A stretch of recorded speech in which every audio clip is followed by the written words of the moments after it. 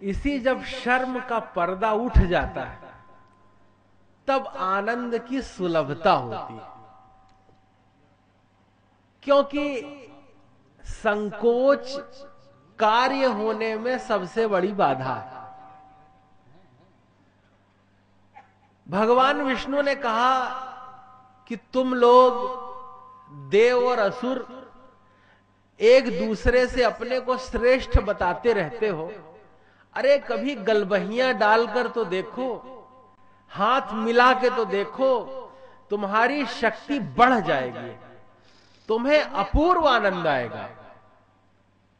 भगवान विष्णु ने कहा कि मैं तुम्हारा हेतु बनता हूं, मैं तुम्हारा मार्ग प्रशस्त करता हूं और तुम्हें मैं माला माल कर देता हूं। उन्होंने कच्छपावतार धारण किया। बोले कच्छपावतार भगवान विष्णु के। भगवान कच्छप बन गए और समुद्र में कच्छप रूप में प्रतिष्ठापित हो गए।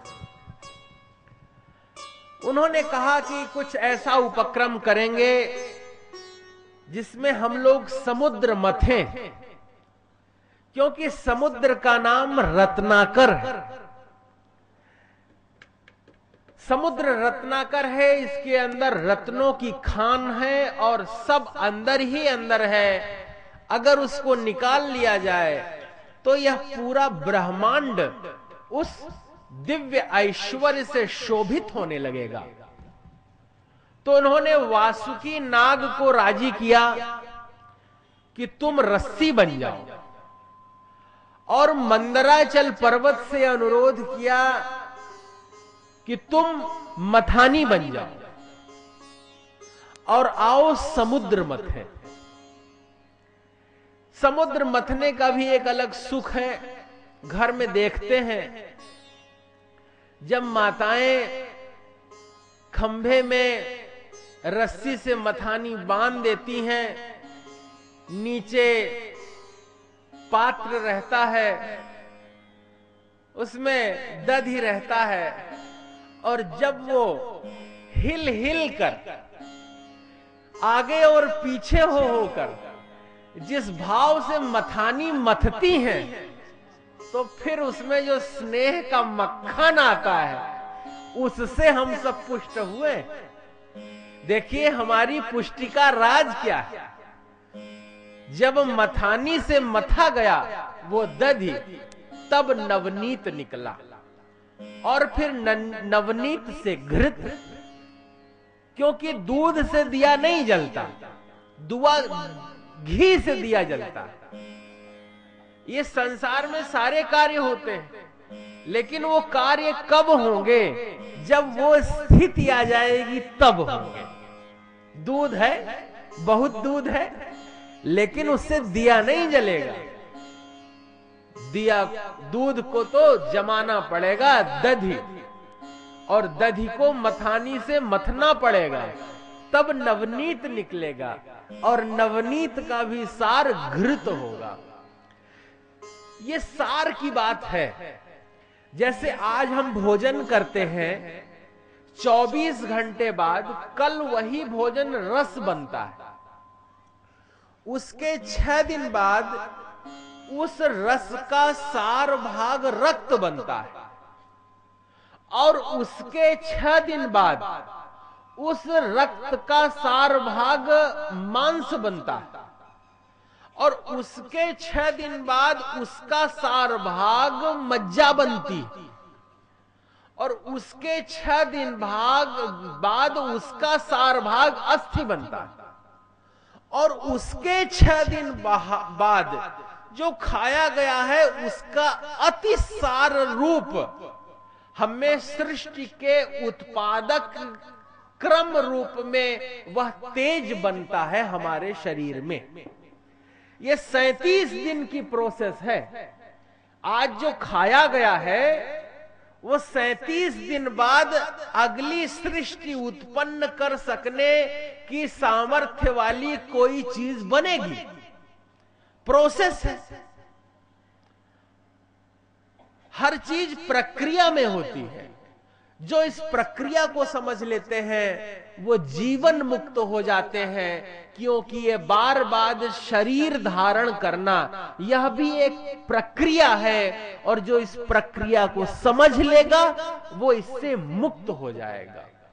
पुनरपि जननम पुनरपि मरणम पुनरपि जननी जठरे शयनम।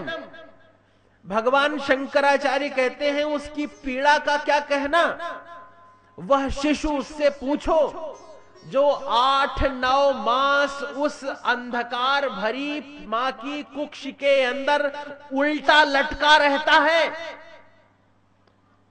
उस जीव से पूछो कि वो कैसी कैसी यातनाएं लेकर जन्म लेता है, और जन्म लेते ही गला फाड़ के रोने लगता है। जाते समय नहीं रोता, आते समय रोता। यह जीवन का सच है। सच से दो चार हो जाओगे तो मुक्ति हो जाएगी, क्योंकि ऋते ज्ञानान्न मुक्ति, बिना ज्ञान के मुक्ति नहीं होगी। पुनरपि जननम पुनरपि मरणम पुनरपि जननी जठरे शयनम। बार बार उसी प्रक्रिया में गुजरना पड़ेगा। देवताओं ने चतुराई की, वासुकी नाग के मुख की तरफ बोला कि हम पकड़ेंगे पहले ही। अब असुरों की और दैत्यों की एक प्रकृति होती है। किसी आदमी से कह दीजिए कि नहीं हम वहां जाएंगे, आप पहुंच नहीं पाएंगे, वो पहुंच जाएगा। ये प्रकृति होती है। जैसे ही देवताओं ने कहा कि हम वासुकी को मुख की तरफ से पकड़ेंगे तभी मंथन होगा, दैत्यों ने कहा नहीं, अब मंथन तभी होगा जब मुख की तरफ से हम पकड़ेंगे। देवता सहर्ष मान गए कि हाँ चलो ठीक है, हम पूंछ की ओर पकड़ लेते हैं, तुम मुंह की ओर पकड़ लो। अब उस वासुकी नाग ने मंदराचल पर्वत को जकड़ लिया। मंथन प्रारंभ हुआ। मंथन प्रारंभ होने के बाद जब वह धंसने लगा, पर्वत समुद्र में धंसने लगा, तब भगवान कच्छप पृष्ठ अपने ऊपर उन्होंने इस पर्वत को धारण कर लिया, और कहते हैं कि भगवान ने ही इस धरा को धारण किया हुआ है। वे कच्छप अवतार आज भी इस धरती को धारण किए हुए हैं, और वो जब हिल जाते हैं तब भूस्खलन आता है, इत्यादि उपक्रम हुए। मथानी ने गति पकड़ी। अब वासुकी नाग से मुंह का फूत्कार, वासुकी के मुख पे फेन आने लगा और विष फैलने लगा।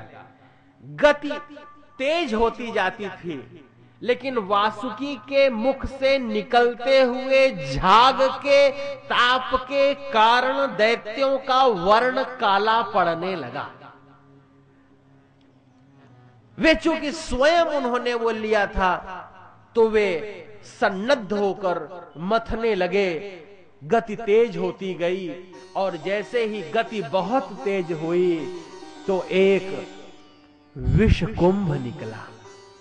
वह विषकुंभ जिससे ऐसी अंधकारमय भयावह दुर्गंध रूप और ऐसी तीक्ष्ण विष की आभा फैल रही थी, जिसको देख भर लेने मात्र से मूर्छा आ जाती थी, अब चारों ओर हाहाकार होने लगा। क्योंकि जब आप अपना मनोमंथन करेंगे, अगर आप अपने को ही, अपने हृदय को समुद्र बना करके, भगवान को स्थापित करके, अपने विचारों की मथानी से जब अपने चिंतन को मथेंगे, तो पहले अगर कुछ निकलेगा तो विष। आप पूजा करने बैठते हैं और आंख बंद करते हैं तो सबसे पहले शत्रु का ध्यान आता है, जिसने आपको कटाक्ष किया है, जिसने नई साड़ी पहन के आपके सामने पल्लू इधर से उधर लहराया है, जिसने नया नौलखा हार पहन के बार बार उसे दिखाया है, जिसने बार बार आपके कर्ण फूलों को हे बताकर अपने कर्ण फूलों को सहलाया है, जिसने अपने पति की प्रशंसा में बार बार पुल बांध दिया है, आपके पति की हेयता को बताने में कोई कसर नहीं छोड़ी है। देवियां कभी भी जब भी याद करती हैं तो उसकी पहले याद करती हैं, क्योंकि हृदय को मथोगे ना तो सबसे पहले विष निकलेगा, वो कालकूट विष, क्योंकि वो सबसे हेय है तो वो सबसे पहले निकलता है। जो भगवत शरण में जाते हैं, भगवान की शरण में जाते हैं, अगर वो अपना हृदय मंथन करेंगे, विचार मंथन करेंगे, तो अगर सबसे पहले उनसे कुछ दूर होगा तो वो है हलाहल विष, उनके अंदर का कलुष, उनकी वो चित्तवृत्त सांकेतिक बात है। देखिए, शास्त्र संकेत करते हैं, इस उपाख्यान से, आख्यान से, दृष्टांत से, विचार से, कथा से हमें एक संकेत, एक संदेश मिलता है कि यदि कहीं विष तुल्य कोई वाणी है, कोई कड़वाहट है,